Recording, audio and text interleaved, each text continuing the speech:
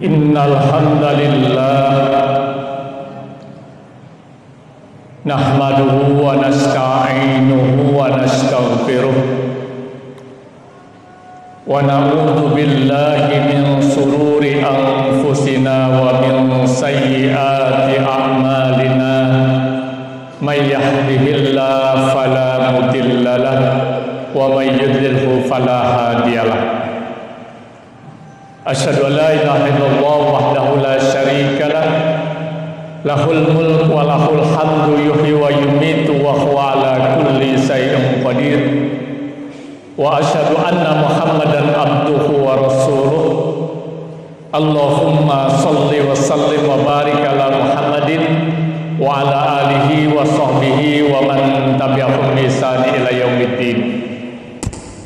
Amma ba'du fa ya ibadallah, usikum wa nafsi wa iyaya bitaqwallah faqad fazal muttaqun.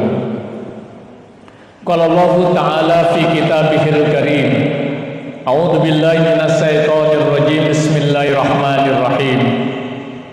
Fa'aqim wajhaka lid-dini hanifa fitratallah allati fataran nas 'alaiha la tabdila li khalqillah dzalika ad-dinul qayyim walakin aksarun nas la ya'lamun. Wa qala Rasulullah sallallahu alaihi wasallam, al-mu'minu qawiyyun ahabbu ilallahi minal mu'minid dhaif. Shadaqallahul adzim wa sadaqa rasulihi karim. Masyiral muslimin sidang Jumat rahimani wa rahimakumullah. Puji syukur kita panjatkan kehadirat Allah Subhanahu wa taala. Salawat dan salam juga kita haturkan kepada baginda Rasulullah Muhammad sallallahu alaihi wasallam.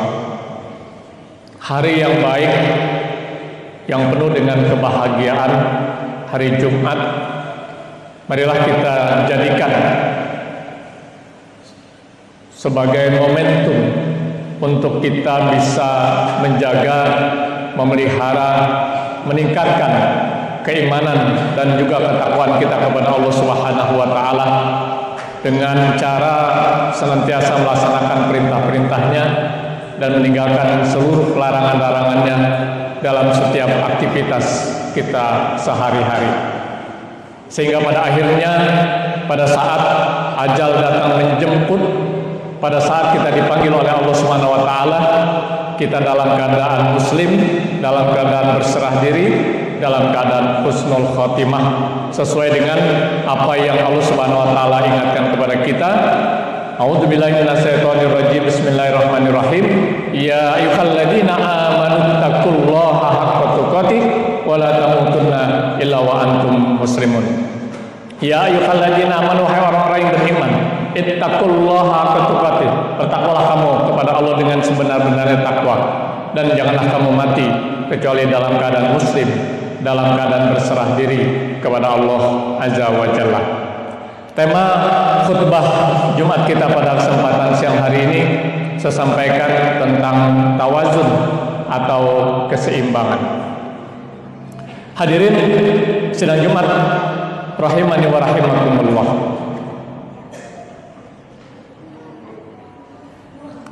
Allah Subhanahu wa taala memberikan isyarat kepada kita agar senantiasa hidup dalam keseimbangan. Sebagaimana Allah juga telah menciptakan alam semesta beserta seluruh isinya itu senantiasa berada dalam keseimbangan. Sebagaimana Allah kemukakan dalam surat Al-Mulk surat ke-67, A'udzubillahi minasyaitonir rajim, bismillahirrahmanirrahim. Alladzi khalaqa sab'a samawatin tibaqa ma tara fi khalqir rahmani min tafawut farji'il basara hal tara min futur. Hadirin sidang Jumat rahimakumullah. Kita pahami bersama bahwasanya kita manusia itu diciptakan oleh Allah Subhanahu wa taala. dinul Islam, agama Islam, syariat Islam, undang-undang Islam itu juga berasal dari Allah Subhanahu wa taala. Kita diciptakan oleh Allah, syariat itu berasal dari Allah. Sehingga sudah dipastikan syariat Islam, undang-undang Islam, agama Islam sesuai dengan fitrah kita sebagai manusia. Karenanya Allah mengharapkan agar kiranya kita senantiasa berada dalam fitrah itu. Kapan saja, di mana saja, dalam keadaan bagaimanapun, bahkan sampai ajal datang menjemput kita. Sebagaimana Allah kemukakan dalam surat Ar-Rum ayat 30, surat 30 ayat 30 yang saya bacakan dalam mukadimah tadi. A'udzubillahi minasyaitonir rajim. Bismillahirrahmanirrahim.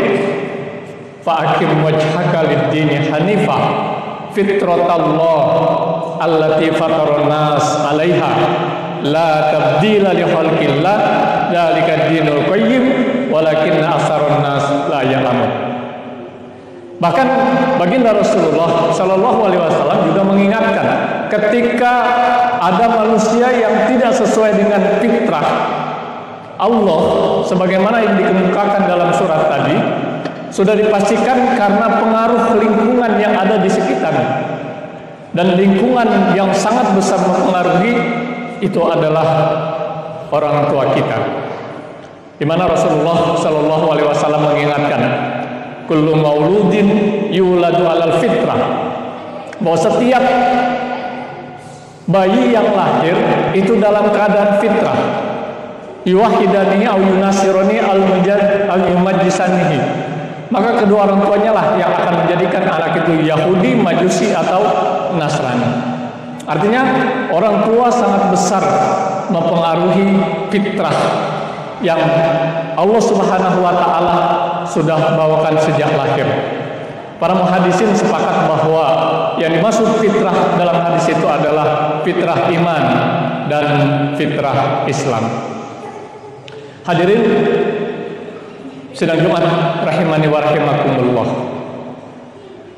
Allah Subhanahu wa taala menciptakan kita manusia dengan dibekali 3 potensi yang ada pada diri kita. Yang pertama adalah jasmani, yang kedua adalah akal, dan yang ketiga adalah rohani. Nah, ketiga potensi ini harus kita penuhi kebutuhannya sesuai dengan fitrah yang Allah Subhanahu wa taala telah gariskan melalui dinul Islam, melalui agama Islam. Ketika ketiga potensi ini kita penuhi sesuai dengan apa yang telah digariskan oleh Allah dan Rasul-Nya, dijamin kehidupan kita sebagai manusia senantiasa dalam keseimbangan. Hadirin sidang Jumat rahimani wa rahimakumullah. Potensi yang pertama yang harus kita penuhi yang ada pada diri kita itu adalah jasmani atau jasad. Ya. Fisik kita ini harus kuat. Fisik kita harus prima. Fisik kita harus senantiasa dalam keadaan move on. Karena Rasulullah Shallallahu alaihi wasallam juga mengharapkan seperti itu.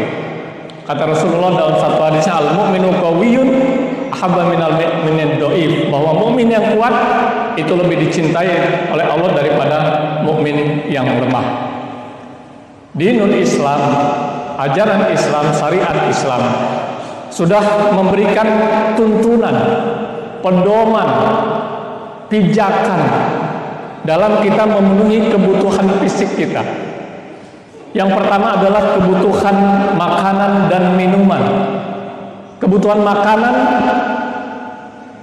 ukuran utamanya adalah halalan thayyibah, yang halal lagi baik, sebagaimana Allah Subhanahu wa taala kemukakan di dalam surat Al-Baqarah ayat 168. A'udzubillahi minasyaitonir rajim. Bismillahirrahmanirrahim. Ya ayyuhan nas kulu mimma fil ardi halalan thayyibah wahai manusia, makanlah apa-apa yang ada di bumi yang halal lagi baik. Dua prinsip untuk memenuhi kebutuhan makanan kita sudah diberikan tuntunannya oleh Allah dan Rasulnya, yaitu halalan thayyibah. Bukan hanya halal tapi thayyibah. Bukan hanya thayyibah tapi juga halal. Karena yang halal belum tentu thayyibah, yang thayyibah pun belum tentu halal. Bukan hanya kebutuhan makanan fisik kita memerlukan, kita juga perlu istirahat.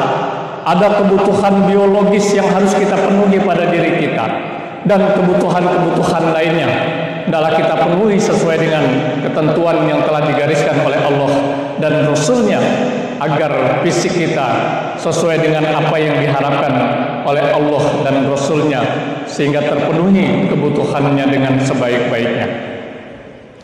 Bukan hanya itu berkaitan dengan jasmani, bukan hanya itu berkaitan dengan fisik.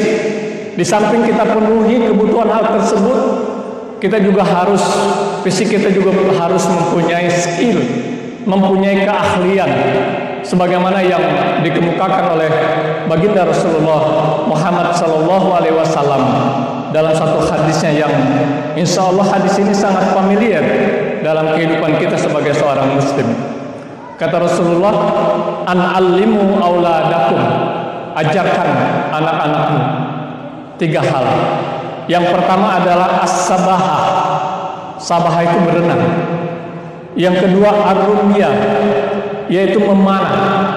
Dan yang ketiga wal furusiyah, yaitu berkuda. Jadi setelah fisik kita terpenuhi sehingga menjadi fisik yang kuat, ditambah bekalnya dengan skill, dengan keterampilan.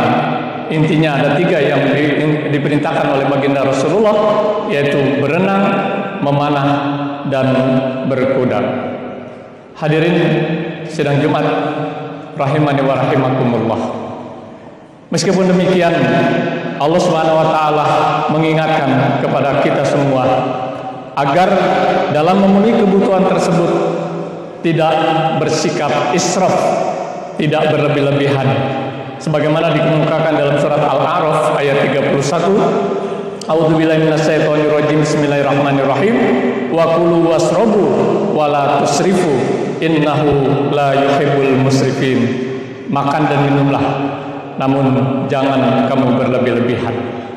Hadirin sidang Jumat rahimani wa rahimakumullah. Potensi yang kedua yang ada pada diri kita adalah akal.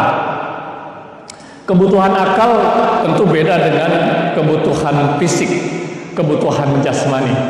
Kebutuhan akal tidak lain adalah ilmu pengetahuan dan teknologi. Ketika kebutuhan akal ini kita penuhi secara optimal dan maksimal sesuai dengan tuntunan Allah dan Rasul-Nya yang terdapat dalam Al-Quran dan hadis, Allah berjanji akan mengangkat derajat kita sebagai hambanya yang bernama manusia. Sebagaimana dikemukakan di dalam surat Al-Mujadilah ayat 11. A'udzubillahi minasyaitonirrajim, bismillahirrahmanirrahim. Yarfa'illahu alladziina aamanu minkum walladziina utul ilma darajat. Ya. Bahkan baginda Rasulullah dalam satu hadisnya secara spesifik mengemukakan, kata Rasulullah, man aradad dunya fa alaihi bil ilmi wa man aradal akhirah fa alaihi bil ilmi wa man aradahuma fa alaihi bil ilmi. Siapa yang ingin sukses di dunia, raih dengan ilmu. Siapa yang ingin sukses di akhirat, raih juga dengan ilmu. Dan siapa yang ingin sukses di dunia dan akhirat, raih juga dengan ilmu. Indikator kita sukses di dunia adalah ketika kebutuhan primer kita sebagai manusia, sandang, pangan, papan terpenuhi, itu kita sukses. Dan untuk bisa memenuhi itu adalah dengan ilmu. Dan indikator kita sukses di akhirat adalah ketika kita masuk ke dalam surganya Allah. Dan untuk masuk ke dalam surganya Allah juga dengan ilmu. Wa man aradahuma fa alaihi bil ilmi. Dan untuk bisa sukses kedua-duanya juga dengan ilmu. Hadirin sidang Jumat rahimani wa rahimakumullah. Kemudian yang ketiga adalah potensi ruh, ya, rohani. Ya. Ruh ini juga harus kita penuhi kebutuhannya. Kebutuhan fisik, kebutuhan jasmani, kebutuhan akal, kebutuhan ruh juga berbeda. Kebutuhan ruh tidak lain adalah ketika kita senantiasa zikrullah, kita senantiasa ingat kepada Allah Subhanahu wa Ta'ala. Kapan saja, di mana saja, dalam keadaan bagaimana, kalau kita ingat kepada Allah, ruh kita akan menjadi, hati kita akan menjadi tenang, hati kita akan menjadi tentram, hati kita menjadi happy, menjadi bahagia. Sebagaimana Allah ungkapkan dalam surat ke-13 surat Ar-Ra'd ayat 28.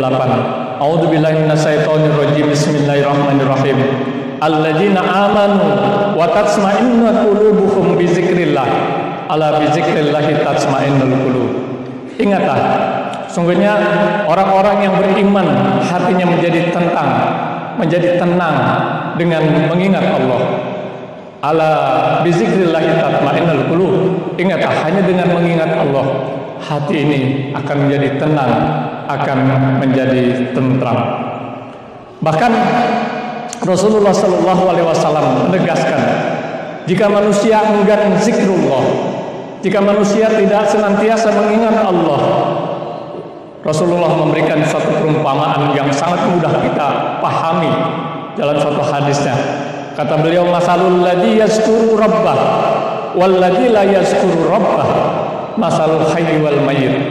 Perumpamaan orang yang tidak mengingat Allah, tidak mengingat Tuhannya, dengan orang yang senantiasa mengingat Allah, senantiasa mengingat Tuhannya, kamasalil hayy wal mayyit, diibaratkan seperti orang hidup dengan orang mati. Hadirin sidang Jumat rahimakumullah. Inilah tiga potensi yang harus kita penuhi sesuai dengan ketentuan Allah dan Rasul-Nya. Ketika ruh, kebutuhan jasad kita penuhi, jasmani kita akan menjadi kuat. Ketika kebutuhan akal dipenuhi, akan banyak kemudahan-kemudahan dan derajat kita ditinggikan oleh Allah Subhanahu wa Ta'ala. Dan ketika kebutuhan ruh dipenuhi, rohani kita akan menjadi tenang, akan menjadi tentram, akan menjadi bahagia. Mudah-mudahan waktu yang singkat ini, di hari yang baik ini, kita jadikan sebagai momentum untuk senantiasa menjadikan diri kita sebagai hamba Allah yang bernama manusia senantiasa dalam keadaan seimbang, sehingga kita senantiasa berada pada jalan yang benar, jalan yang lurus, jalan yang diridhoi oleh Allah Subhanahu wa Ta'ala. Barakallahu li wa lakum fil Qur'anil azim wa nafa'ani wa iyyakum bima fihi minal ayat wa dzikril hakim wa taqabbal minni wa minkum tilawatahu innahu huwa